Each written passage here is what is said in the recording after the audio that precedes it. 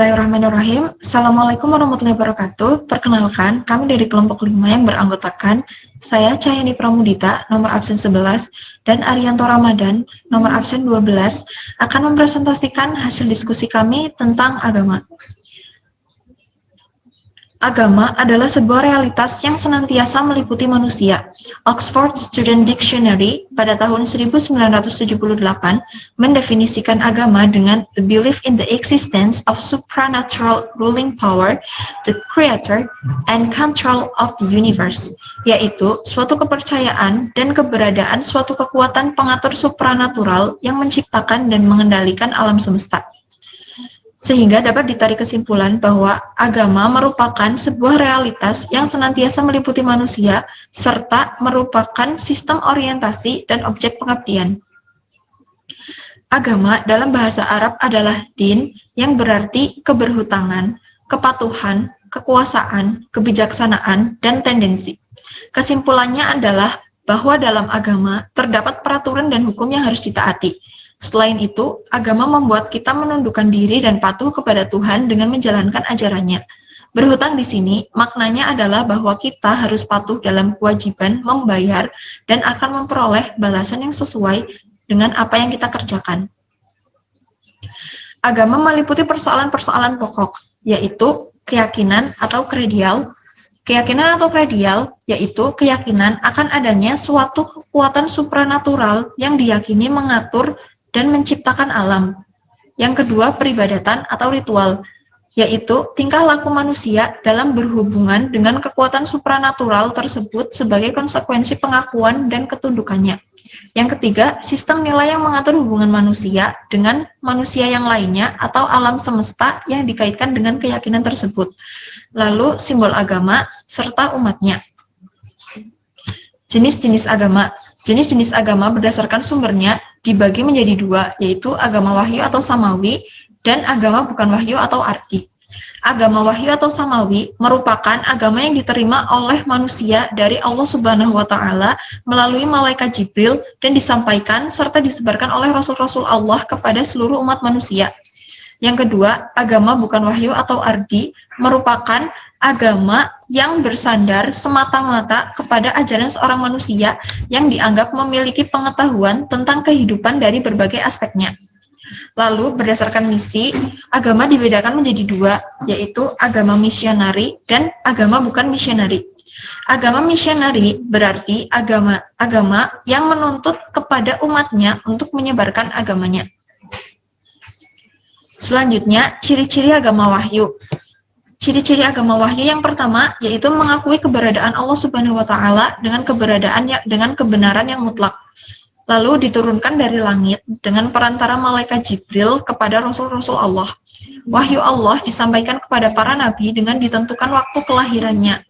Memiliki kitab suci yang diwariskan Rasul Allah dengan isinya yang tetap dan dikodifikasikan dalam Taurat, Injil, dan Al-Quran. Konsep ketuhanan serba esa, Tuhan yang murni. Kebenaran prinsip-prinsip ajaran agama itu dapat bertahan kepada kritik akal manusia, serta ajarannya tidak berubah sepanjang zaman. Lalu yang kedua, ciri-ciri agama non-wahyu. Ciri-ciri agama non-wahyu tidak mengakui eksistensi wahyu Allah sebagai kebenaran yang mutlak. Lalu tidak diturunkan dari langit, sehingga tidak mengenal malaikat, tidak disampaikan oleh Rasul Allah, tidak memiliki kitab suci yang diwariskan oleh Nabi, konsep ketuhanannya tidak esa, kebenaran prinsip ajaran agama tidak bertahan terhadap kritik akal manusia mengenai alam gaib oleh akal manusia, dan mengenai alam nyata terbukti kekeliruan ilmunya. Terjadi perubahan mental dan sosial dari masyarakat penganutnya.